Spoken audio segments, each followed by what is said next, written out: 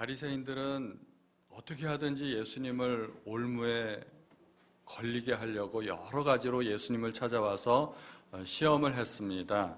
번번이 실패했습니다. 오늘 본문에서도 그러한 내용입니다. 바리새인들은 예수님을 찾아와서 이제 세금 문제를 가지고 세금을 내야 합니까? 내지 말아야 합니까? 이러한 문제로 시비를 걸고 있습니다. 세금은 당연히 내야 되는 거죠. 그런데 문제는 그들이 내는 세금이 로마에 내는 세금이라는 데 문제가 있는 겁니다. 로마의 지배를 받고 있으면서 로마에다가 세금을 내는 것이 합당합니까? 하고 묻는 거죠. 바리새인들은 예수님께 단독적으로 찾아오지 않고 성경을 보니까 헤롯 당원들과 함께 예수를 찾아왔다고 이야기를 합니다. 바리새인들은 종교인들이고 지배국인 로마에 대한 세금을 반대하는 사람들입니다. 헤롯 당원들은 정치인들이고 세금을 거두어 들이는 사람들입니다. 서로 다른 주장을 하는 두 부류가 함께 한꺼번에 주님을 찾아가서 세금을 내는 것이 옳은지를 물었습니다. 애매한 상황이죠. 아빠가 아이한테 아빠 좋아 엄마 좋아 물어보면 아이는 아빠 좋아 대답할 거고, 엄마가 물어보면 엄마 좋아 대답할 텐데 엄마 아빠가 동시에 물어보면 뭐라고 대답을 할까요? 이 난처한 상황을 의도적으로 만드는 겁니다. 세금을 내야 된다고 해도 문제가 되고 안 내야 된다고 해도 문제가 되고, 그들의 문제는 흑백 논리의 문제죠. 이거 아니면 저것뿐입니다. 그들이 요구하는 것은 이거냐 저거냐 항상 그걸 물어보았습니다. 주님을 올무에 걸리게 하려는 자들은 항상 그런 식으로 접근했습니다. 돌로 쳐야 됩니까? 말아야 됩니까? 안식일에 병자를 고쳐야 됩니까? 말아야 됩니까? 항상 이런 식이죠. 이렇게 이것저것 둘 중에 하나를 확 집어서 대답하면 올무에 걸리게 되어 있습니다. 그런데 또 다른 생각이 있다는 것을 알아야 됩니다. 그것이 하나님의 생각이었습니다. 주님께서 세금을 바치라 하면 유대인들이 로마를 싫어하는데 반로마 감정을 건드리게 돼서 민심을 잃게 될 것입니다. 세금을 바치지 말라 하면 주께서 로마에 대항하는 정치 세력으로 인정이 되어서 또 반란죄로 로마에 체포될 수도 있게 될 겁니다. 예수님의 대답이 절묘합니다. 생각할수록 절묘합니다. 예수님께서는 너희들이 쓰는 세금 낼 돈을 가져와 봐라. 그래서 가져와 보니까 거기에 그림이 있었던 거죠. 누구의 형상과 글이 있느냐 물었을 때 가이사의 것이었습니다. 가이사는 로마의 황제였죠. 줄리어스 시저를 가이사라고 하는데, 줄리어스 시저는 영어식 이름이고 케사르라고 하는 건 라틴식 이름이죠. 그 케사르를 가이사라고 하는 겁니다. 그 데나리온에 로마 황제인 가이사의 얼굴이 새겨져 있기 때문에 데나리온은 가이사의 것이다 하는 말이죠. 그러므로 세금을 내는 것은 합당하다는 말입니다. 세금을 내야 되는 합당한 이유는 그 돈이 가이사의 것이기 때문에 가이사에게 바치는 것이 마땅하다는 말입니다. 적어도 로마는 지배국으로서 군대를 파견해서 치안과 질서를 유지하고 있습니다. 어느 정도의 역할을 하고 있기 때문에 로마의 혜택을 받고 있는 부분도 어느 정도는 있기 때문에 낼 것은 당연히 내야 된다는 말씀이죠. 그런데 예수님께서는 세금을 내야 한다 이렇게 말씀하시지 않고 가이사의 것이기 때문에 가이사에게 바쳐야 하고, 또 하나님의 것이기 때문에 하나님께 바쳐야 한다고 그렇게 말씀하고 있습니다. 이 말씀을 음미해 보면 굉장히 심오한 의미들이 있습니다. 내 소득 중에서 내 것이 아닌 것들이 있다는 것입니다. 그 중에 일부는 국가의 것이고 또 일부는 하나님의 것이라는 말씀입니다. 보통의 근로자들은 급여를 받을 때 국가의 몫을 떼고서 받지 않습니까? 그 원천징수라고 하는 것입니다. 먼저 떼고서 받기 때문에 일반 근로자들은 세금 문제가 별로 그렇게 문제될 것이 없습니다. 하나님의 것은 뭘까요? 얼핏 생각하면, 쉽게 생각하면 11조라고 생각할 수가 있습니다. 11조는 하나님의 것입니다. 그런데 11조는 우리가 떼고 받는 것이 아니라 받은 다음에 내가 내야 되는 거죠. 내가 알아서 내야 되는 겁니다. 이 말씀에서 보면 우리 그리스도인에게 두 가지 의무가 있다는 것을 알게 됩니다. 세상에 대한 의무가 있고 하나님께 대한 의무가 있다는 것입니다. 세상에 대한 의무에 대해서 말씀을 드리고자 합니다. 그리스도인은 세상에 살아가면서 세상의 법을 지키지 않으면 안 됩니다. 세상에도 지켜야 될 약속과 규칙, 규율들이 있는 것입니다. 세상의 질서를 유지하는 법이 있습니다. 우리 그리스도인들은 그 법을 존중하고 지켜가면서 살아야 됩니다. 가이사의 것은 가이사에게 바쳐야 된다는 것이죠. 우리가 하늘나라의 시민이기 때문에 이 땅의 법을 무시하고 살아도 좋은 것은 아닙니다. 교회 일만 중요하고 직장과 가정은 내팽개쳐 버려도 좋은 것은 아닙니다. 주님도 국가의 권위를 인정하셨습니다. 그리고 모든 권세는 하나님이 세우신 권세를 인정하셨습니다. 주님은 나중에 십자가에 못 박혀 돌아가실 때에도 빌라도의 권세를 인정하셨죠. 하나님께서 내게 주시지 아니하셨으면 내게 나를 해할 권세가 없었으리라고 말씀하셨습니다. 그리스도인은 국가의 법을 지켜야 됩니다. 정치적인 질서를 존중해야 됩니다. 모든 그리스도인은 세상에서 각자 자기에게 주어진 역할에 최선을 다하고 그 역할을 존중해야 된다는 것입니다. 학교에서 학생은 학칙을 지켜야 되고 열심히 공부해야 되고 선생님을 존중하는 마음을 가져야 됩니다. 군대에서 군인은 군법을 지켜야 됩니다. 또 상관의 명령을 존중하는 마음을 가져야 됩니다. 가정에서 자녀는 부모의 권위 아래 있어야 되고 부모가 정한 규칙과 룰을 지켜야 됩니다. 회사에서 직원은 회사의 규칙을 지켜야 되고 또 최선을 다해서 열심히 일해야 됩니다. 세상의 법과 도리를 지키고 가이사의 것은 가이사에게 바쳐야 하는 것이 우리 그리스도인의 마땅한 의무라는 것입니다. 성경에 나타난 큰 두 가지 계명 중에 하나가 이웃사랑이죠. 그리스도인으로서 내야 할 세금을 정확하게 잘 지켜서 내는 것은 이웃사랑을 실천하는 한 가지 방법입니다. 세금을 잘 내는 것도 하나님의 계명을 지키는 일이라는 것입니다. 국가에서는 거둬들인 세금으로 여러 가지 복지 정책을 시행하고 있기 때문입니다. 그리스도인들은 비단 세금뿐만 아니라 모든 법과 질서를 다 지켜야 됩니다. 교통경찰이 신호위반, 과속 등으로 딱지를 떼려고 하는데 차에 걸려있는 십자가를 봤어요. 그 교통경찰이 그리스도인이 아니라면 어떻게 생각할까요? 교회 다니는 사람은 다 이래도 되나? 그렇게 속으로 말은 안 하겠지만 생각을 할 수도 있는 거죠. 송도 좋은 교회라고 옆구리에 써붙여 있는 우리 교회 버스가 신호위반으로 걸렸어요. 교통경찰이 어떻게 생각할까요? 송도 좋은 교회 어디 있는 교회예요? 그때 대답하시면 안 돼요. 송도에 없어요. 그렇게 하세요. 교회 버스는요, 신호 위반하면 안 됩니다. 주장차 위반해서도 안 되고 신호 위반, 과속 이런 거 하면 절대 안 되죠. 그리스도인이 영업하는 매장에서 성구가 걸려 있는데 만약에 고객들에게 불친절하다면 고객들이 어떻게 생각할까요?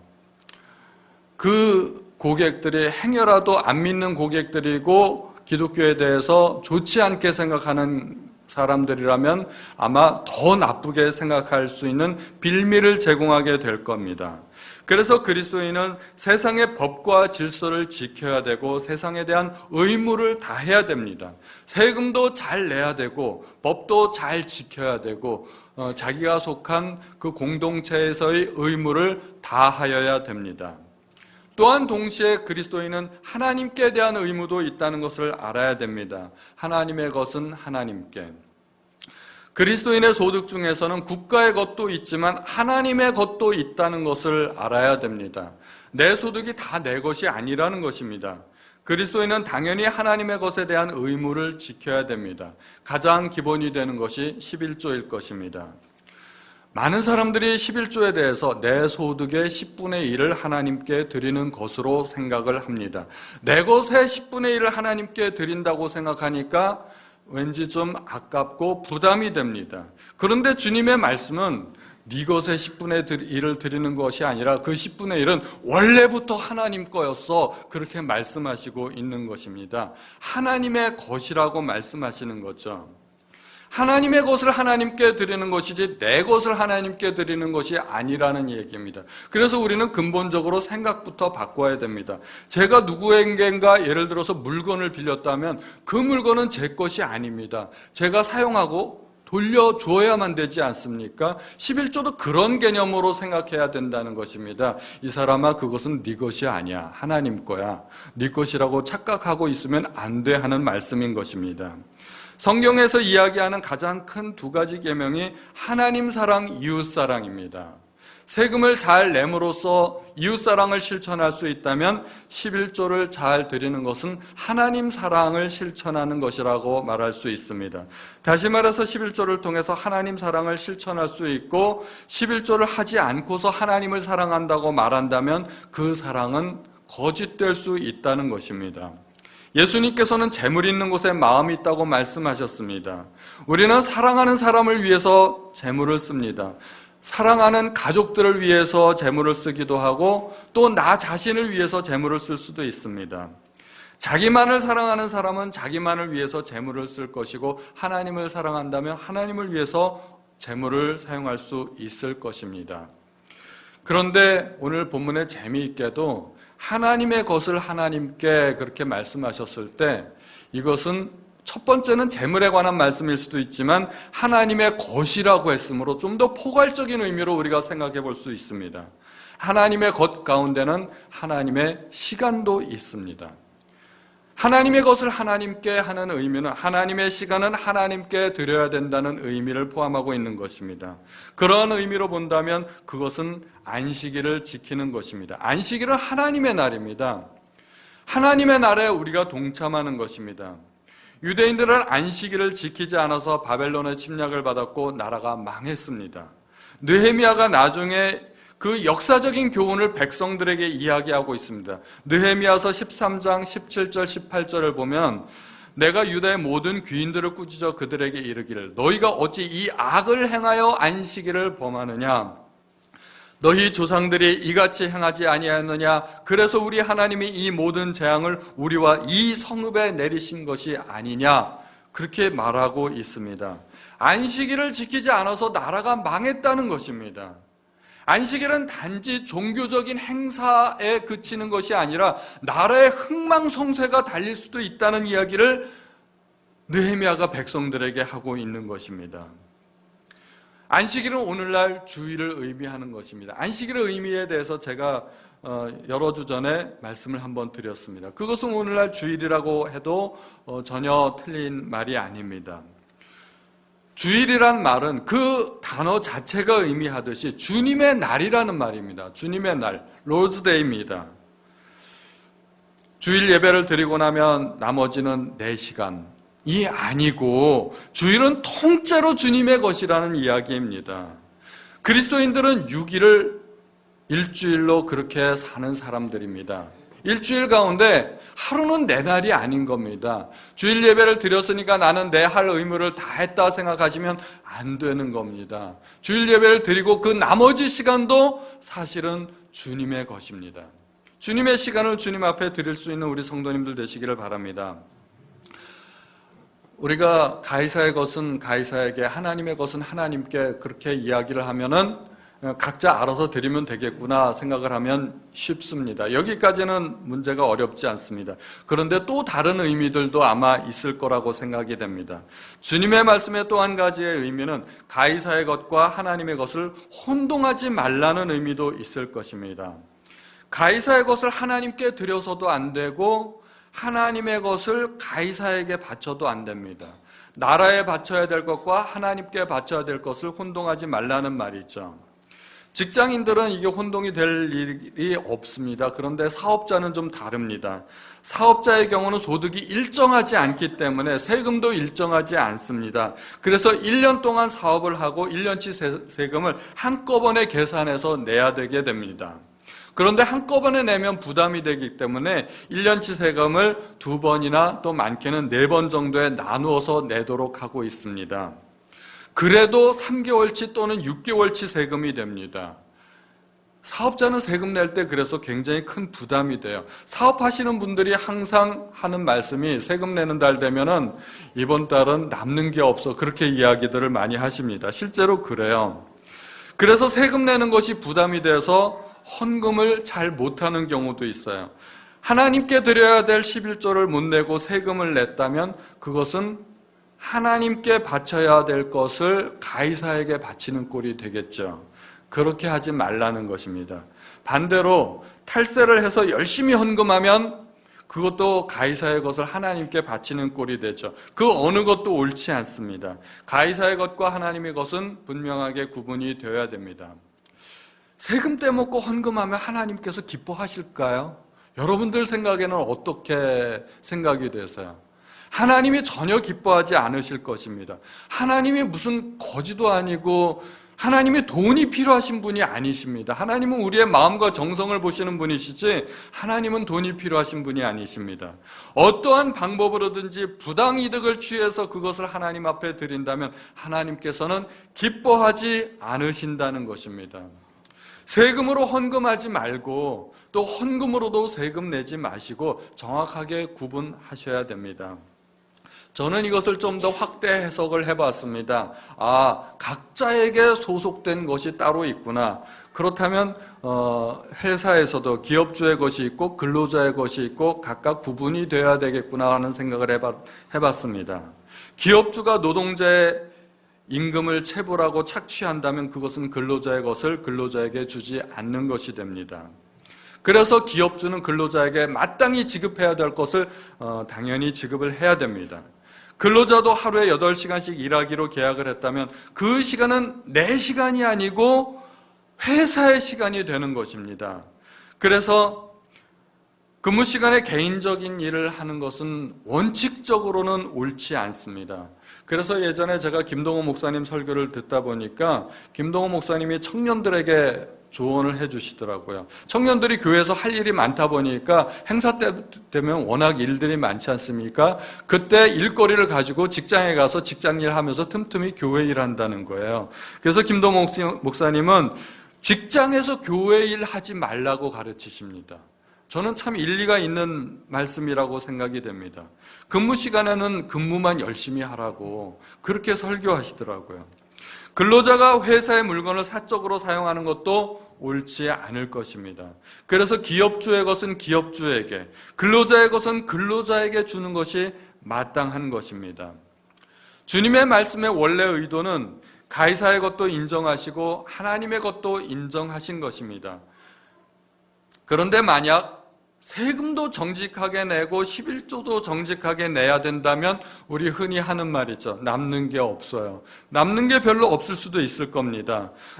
남는 게 없어서 도저히 생활이 안 된다면, 또는 둘 다 정직하게 내야 되지만 신앙이 약해서 둘 다 정직하게 낼 수 없다면, 굉장히 갈등 상황이죠. 둘 다 정확하게 할 수 없다면, 그래서 하나를 선택하고 하나를 포기해야 된다면 어떻게 해야 될까요? 여러분들한테 한번 퀴즈를 내드릴게요. 마음속으로 대답해 보세요. 뭐 하나는 선택하고 뭐 하나는 포기해야 된다면 여러분들 같으면 뭐를 포기하시겠어요? 저는 뭐라고 얘기할까요? 목사로서 마땅히 할 이야기는 아니지만 만약에 하나만 내라고 한다면 저 같으면 세금을 정직하게 내는 편이 낫다고 생각을 합니다. 분명히 옳지 않다는 것을 전제로 드렸습니다. 지금 이 자리에서 설교를 듣는 모든 분들이 신앙이 다 좋은 것은 아니기 때문에 처음부터 100% 내가 완벽하게 신앙생활을 할 수 없다면 마지못해서 하나를 선택하라면 그렇게 하라는 말입니다. 왜 세금을 정직하게 내야 될까요? 11조는 안 낸다고 누가 뭐라고 하지 않지만 세금을 탈루하면 범법자가 되기 때문에 그렇습니다. 두 번째로 11조는 안 내다가도 신앙이 성숙하면 그때부터 내면 됩니다. 그런데 탈세는 적발되면 5년치를 한꺼번에 내야 됩니다. 그동안 안 냈던 거 다 몰아서 내야 되고 거기에 가상금도 붙습니다. 아는 분들은 다 아실 겁니다. 그래서 세금은 정확하게 내시는 것이 좋습니다. 중요한 이유들이 많습니다. 탈세한 사람이 그리스도인이라는 것이 밝혀지면 세상 사람들에게 손가락질을 받고 지탄을 받게 됩니다. 그래서 그런 일이 있어서는 안 된다는 것이죠. 세금을 잘 내면 세상 사람들에게도 칭찬받고 때로는 포상받는 일도 생기게 됩니다. 그래서 우리 그리스도인들은 세금을 잘 내야 됩니다. 한 가지 또 다른 굉장히 색다른 의미를 본문에서 저는 생각하게 되었습니다. 로마의 세금을 내야 되느냐는 바리새인들의 질문에 대해서 예수님의 대답은 일단은 그렇다고 볼 수가 있습니다. 가이사의 것은 가이사에게, 그 말은 로마의 세금은 로마에 귀속되는 것이므로 내야 된다, 그 말씀인 것입니다. 그런데 가이사의 것은 가이사에게 그렇게 대답하시면 그 누구도 부정할 수 없는 명쾌한 대답이 되는데 그게 다가 아니라는 거죠. 예수님께서 부연 설명을 하셨습니다. 부연 설명을 하셨는데 한 가지 덧붙인 말씀이 하나님의 것은 하나님께. 여기에 예수님의 대답에 묘미가 있습니다. 이건 정말 신의 한 수라고 그렇게 생각이 됩니다. 그 말이 왜 붙었을까? 가이사의 것은 가이사에게. 그거 하나로도 충분히 대답이 될 텐데, 국가의 세금을 바치는 것을 인정하는 것만으로도 대답이 충분히 되었는데 예수님의 의도는 기왕에 세금 이야기가 나온 김에 헌금도 잘해야 된다라는 의도로 이렇게 헌금 이야기를 덧붙이신 것일까? 그렇게 생각할 수도 있습니다. 그 말씀도 일리는 있지만 가이사의 것은 가이사에게, 하나님의 것은 하나님께, 이 말은 단지 돈 이야기가 아니라 법과 질서에 관한 이야기라는 것을 우리가 알아야 됩니다. 세상에서도 법이 있듯이 하나님께도 법이 있다는 것을 알려줍니다. 가이사의 동전을 우리가 가만히 생각해 보면 그것이 금돈일 수도 있고 은돈일 수도 있고 가이사의 형상이 새겨져 있겠죠. 가이사의 동전은 분명히 가이사의 것입니다. 그러나 동시에 하나님의 것도 될 수 있다는 것을 우리가 알게 됩니다. 가이사의 형상과 글이 새겨져 있다 하더라도 그것은 가이사의 것이기 이전에 하나님의 것이었습니다. 왜냐하면 온 세상 만물을 하나님께서 창조하셨기 때문입니다. 하나님은 온 세상 만물의 주인이십니다. 가이사는 원래 하나님 것인데 거기에다가 자기의 형상과 글을 새겨 넣은 것뿐입니다. 온 세상 만물에는 동시에 하나님의 형상도 그려져 있습니다. 그것을 분명히 보고 알 수 있게 된다고 로마서에서 그렇게 말씀하고 있습니다. 로마서 1장 20절 말씀을 보면 창세로부터 그의 보이지 아니하는 것들 곧 그의 영원하신 능력과 신성이 그가 만드신 만물에 분명히 보여 알려졌나니 그러므로 그들이 핑계치 못할지니라. 하나님의 능력과 신성이 만물에 새겨져 있다는 것입니다. 그래서 자세히 보면 깨닫고 알 수 있게 된다는 말입니다. 하나님의 법은 로마 법보다 더 훨씬 크고 위대한 법입니다. 온 세상을 다스리는 법입니다. 그러므로 세상의 법과 하나님의 법이 만약에 대치가 된다면 하나님의 법이 우선하게 되는 것입니다. 그 원칙이 있죠. 상위법 우선의 법칙이 있습니다. 세상에서도 그 법이 통용이 됩니다. 그래서 우리나라의 최고법은 무슨 법이에요? 헌법이잖아요. 우리나라의 최고법인 헌법에 위배되는 어떤 법률과 명령과 규칙이 있다면 그 법은 위헌으로 판결이 돼서 나중에 폐지가 됩니다. 잘 아시죠? 그리스도인은 세상의 법과 질서를 존중하고 따르되 하나님의 법과 질서도 고려해야 된다는 것입니다. 그리스도인의 두 가지 의무가 있습니다. 그리스도인은 성실한 시민과 백성도 되어야 되고 성실한 성도도 되어야 되는 것입니다. 성도이기 때문에 세상의 법과 질서를 무시해서 안 되는 것입니다. 그러나 만약에 그 두 가지가 대립이 된다면 어떻게 해야 될까요? 세상의 법과 하나님의 법이 서로 일치하지 않고 서로 대치가 된다면 어떻게 해야 될까요? 그런 경우가 종종 있게 된다는 것을 우리가 발견하게 됩니다. 만약에 우리나라의 동성애가 합법화된다면 국가의 법을 따라야 하기 때문에 모든 기독교인들도 동성애를 옳은 것으로 인정하고 받아들여야 될까요? 우리나라 일제강점기 때 일본이 신사참배를 시킨다고 하면 그것도 국가의 법이니까 동참해야 할까요? 여러분들은 어떻게 생각하세요? 우리 기독교 역사를 돌이켜보면 그것은 옳지 않다는 것을 우리가 알게 됩니다. 그렇지 않다는 것입니다. 예수님도 로마의 법을 인정하셨습니다. 그러나 로마의 황제 숭배까지 인정하실까요? 예수님께서는 그것까지 인정하지는 않으실 것입니다. 가이사의 것은 가이사에게, 하나님의 것은 하나님께. 이 말은 단순히 세금을 내느냐 안 내느냐 그러한 말의 의미보다 훨씬 더 큰 의미가 있습니다. 세상의 법이 있고 하나님의 법이 있다는 것입니다. 세상의 권위가 있고 하나님의 권위가 있다는 것입니다. 하나님께서 인정하실 수 없는 국가의 권위가 있을 수 있을까요? 분명히 그러한 경우가 있을 수가 있습니다. 그것은 국가의 권위와 법으로서 인정하고 순종해야 될 차원의 것이 아니라는 것입니다. 우리나라 법에 의하면 얼마 전에 낙태죄가 위헌으로 판결이 됐습니다.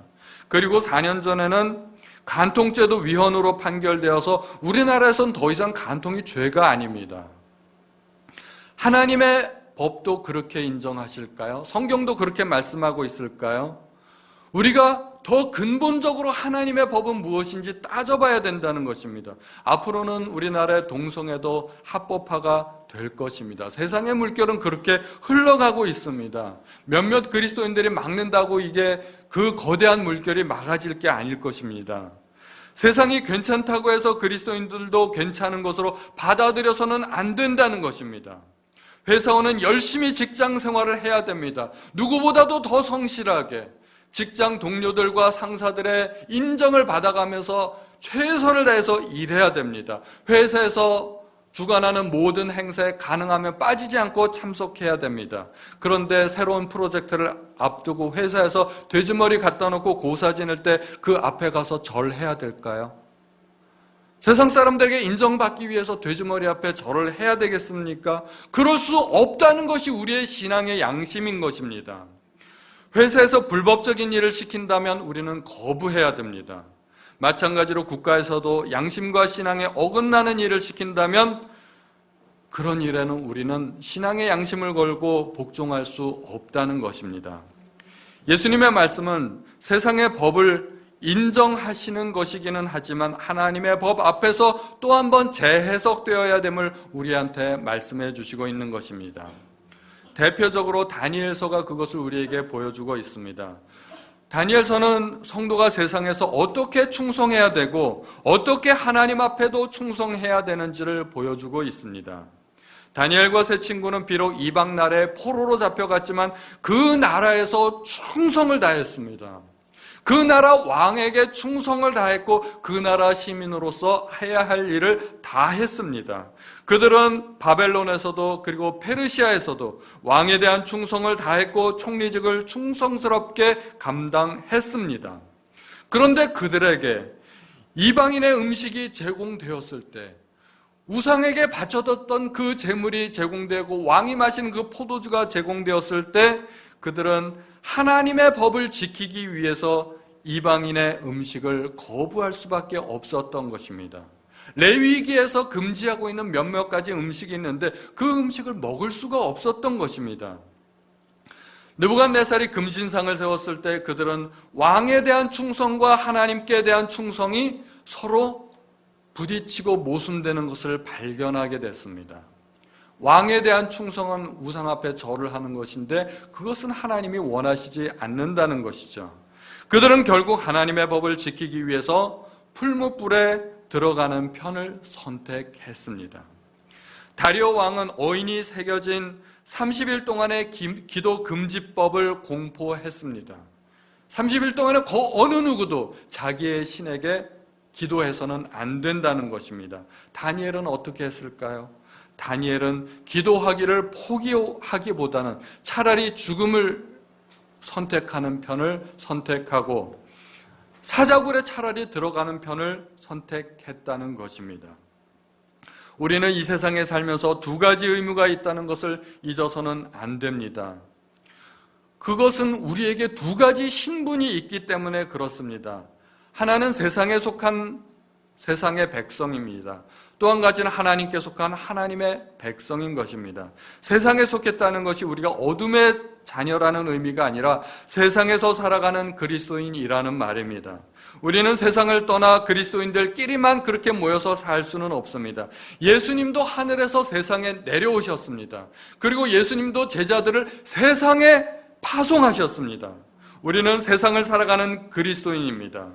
세상을 무시할 수가 없습니다. 성실한 그리스도인은 세상에 대한 의무도 다해야 되고 하나님께 대한 의무도 다 지켜야 됩니다. 하나님은 그리스도인들에게 세상에서 받은 모든 직분에 대해서 충실하여야 할 것을 요구하십니다. 세상의 법을 따르고 지켜야 됩니다. 세상의 모든 질서를 다 지켜야 됩니다. 그러나 그것이 전부가 아니라는 것을 알아야 됩니다. 세상의 가장 큰 법은 대한민국 헌법도 아니고 로마의 헌법도 아니고 미국이나 중국이나 일본의 법도 아니고 바로 하나님의 법이라는 것입니다.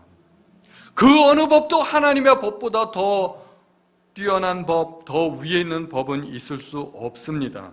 하나님의 법이 세상의 모든 법보다 상위법입니다. 그러므로 모든 그리스도인은 이 최상위법인 하나님의 법의 지배를 받아야 하는 것입니다. 그러므로 결론적으로 하나님의 법을 지키려는 그리스도인들은 세상에서 두 가지를 지켜야 된다는 것입니다. 최선을 다해서 세상에서의 모든 법과 질서를 존중하고 자기 직분에 충실한 그리스도인이 되어야 되는 것입니다.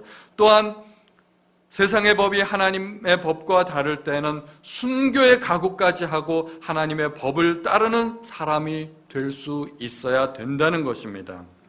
그래서 그리스도인들은 참으로 오묘합니다. 세상에서 칭찬도 받고 핍박도 받게 됩니다. 이게 참 놀라운 일이죠. 칭찬만 받아도 문제고 핍박만 받아도 문제인데 두 가지를 겸해서 받을 수 있게 된다는 것입니다. 그래서 성경의 사도행전을 보면 초대교회 성도들은 실제로 그랬습니다. 백성들에게는 칭찬받았는데 당국자들에게는 박해받는 그러한 삶을 살았습니다. 신앙 때문에 받는 박해라면 마땅히 받을 수 있어야 됩니다. 그 박해를 각오하고 오늘날 이 세상을 살아가시는 우리 모든 성도님들 되시기를 예수님의 이름으로 축원드립니다. 우리 찬송가 586장 우리 함께 찬양하겠습니다. 어느 민족 누구에게나 결단할 때가 있나니 참과 거짓 싸울 때 어느 편에 설 건가. 우리 성도님들 마음속에 결단하시는 시간 되시기를 바랍니다.